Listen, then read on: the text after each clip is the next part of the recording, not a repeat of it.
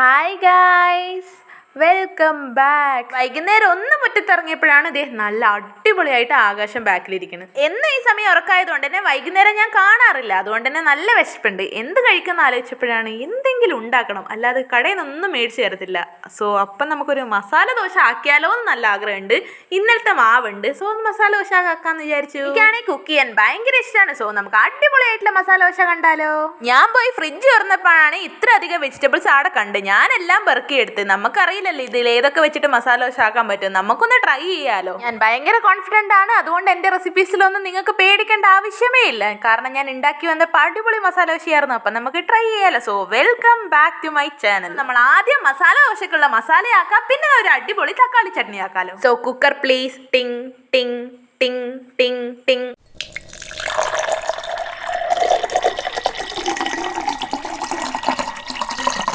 ആവശ്യത്തിനുള്ള ഉപ്പ് ഇട്ടിട്ട് കുക്കർ നന്നായി അടച്ചു പിടിച്ചിട്ട് 1-2 വിസിൽ വരുന്നവരെ കാത്തിരിക്കുക. ഈ ഉരുളക്കിഴങ്ങ് നന്നായിട്ട് തന്നെ ബോയിൽ ചെയ്തെടുത്തിട്ടുണ്ട്. ശേഷം ചൂടാറിയതിനു ശേഷം നന്നായിട്ട് തന്നെ അതിന്റെ തൊലി പീൽ ചെയ്തിട്ട് എടുക്കണം. പീൽ ചെയ്ത പൊട്ടാറ്റോ ശേഷം സ്മാഷ് ചെയ്ത് നല്ല പൊടിയായി എടുക്കുക. ഈ മസാലക്കായിട്ട് പാൻ കത്തിച്ചതിന് ശേഷം 2 സ്പൂൺ എണ്ണ തൂക്കി കൊടുക്കുക. അത് നന്നായിട്ട് തന്നെ ചൂടായിട്ട് വരുമ്പം 1 ടീസ്പൂൺ കടുകും 1 ടീസ്പൂൺ ഉഴുന്നും പരിപ്പും ഇട്ടിട്ട് അത് ഒരു ഗോൾഡൻ ബ്രൗൺ ആകുന്നവരെ ആട്ടിക്കൊണ്ടിരിക്കുക. ശേഷം 2 വലിയ സവാള,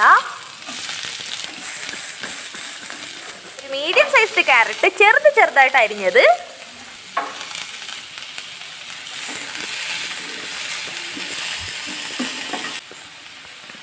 ഒരു കുഞ്ഞു കഷ്ണം ബീട്രൂട്ട് ചെറുതായിട്ട് അരിഞ്ഞത്,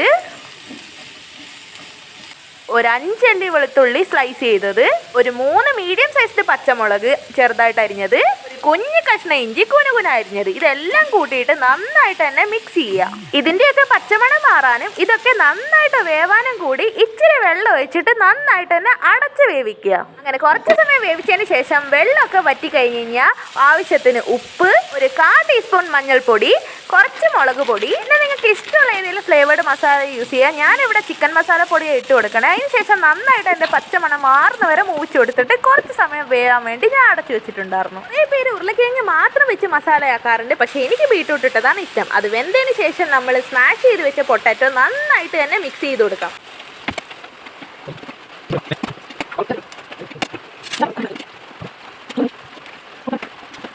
എല്ലാം വെന്തതിന് ശേഷം ഇച്ചിരി മല്ലിയില തൂക്കിയിട്ട് ആ മസാല അങ്ങ് മാറ്റി വെച്ചെടുക്കുക. ഇനി നമുക്ക് അടിപൊളിയായിട്ട് തന്നെ ദോശ ഇടാം. ദോശ പ്ലാനിൽ നിന്ന് വിട്ടു തരാൻ വേണ്ടിയിട്ട് ഇച്ചിരി വെള്ളം തൂക്കി കൊടുക്കുന്നുണ്ട്. ഞാൻ ദോശ ഇടാൻ എക്സ്പേർട്ട് ഒന്നുമില്ല, എനിക്ക് ആ റൗണ്ട് കറക്റ്റായിട്ട് വരാറൊന്നുമില്ല. എന്നാലും ഞാൻ നന്നായിട്ട് തന്നെ ട്രൈ ചെയ്യാറുണ്ട്. എൻ്റെ ട്രൈ ഇടക്ക് വെറുക്കാവാറുമുണ്ട്. അതുകൊണ്ട് തന്നെ ഈ ദോശ നന്നായിട്ട് വട്ടത്തിൽ വന്ന 5-6 പ്രാക്ടീസ് സെഷന് ശേഷം നമ്മുടെ ദോശ മൊരിഞ്ഞ് നല്ല ക്രിസ്പി ആയിട്ട് വരാൻ വേണ്ടി എണ്ണ തൂക്കി കൊടുക്കുന്നുണ്ട്. അങ്ങനെ നമ്മുടെ ദോശ എല്ലാ സൈഡും നന്നായിട്ട് വെന്ത് ഒരു മൊരിഞ്ഞ അവസ്ഥയിൽ എത്തുന്ന സമയത്ത് നമുക്ക് ആവശ്യമുള്ള മസാല അതിന്റെ നടുക്ക് ഫില്ല് ചെയ്ത് നന്നായിട്ട് തന്നെ നമുക്ക് ഫോൾഡ് ചെയ്തെടുക്കാം. നമ്മൾ അടിപൊളിയായിട്ടുള്ള ദോശ ഇവിടെ റെഡി ആയിട്ടുണ്ട്. അതിന്റെ കൂടെ തന്നെ ഞാൻ ഒരു തക്കാളി ചട്നി ആക്കിയിട്ടുണ്ടായിരുന്നു. അതും കൂടെ അടിപൊളിയായിട്ടുണ്ട്. ഇനി നമുക്ക് ആ തക്കാളി ചട്നിന്റെ റെസിപ്പി കൂടെ കണ്ടാലോ. ഈ ദോശയ്ക്ക് അടിപൊളിയാണ്. അതിനായിട്ട് ഒരു പാൻ എടുത്തതിന് ശേഷം 2 ടീസ്പൂൺ എണ്ണ തൂകിയിട്ട് അത് നന്നായിട്ട് തന്നെ ചൂടാക്കിയെടുക്കുക. ശേഷം 1/2 പകുതി ഉള്ളി നന്നായിട്ട് കുനുകുന അരിഞ്ഞെടുത്തത്,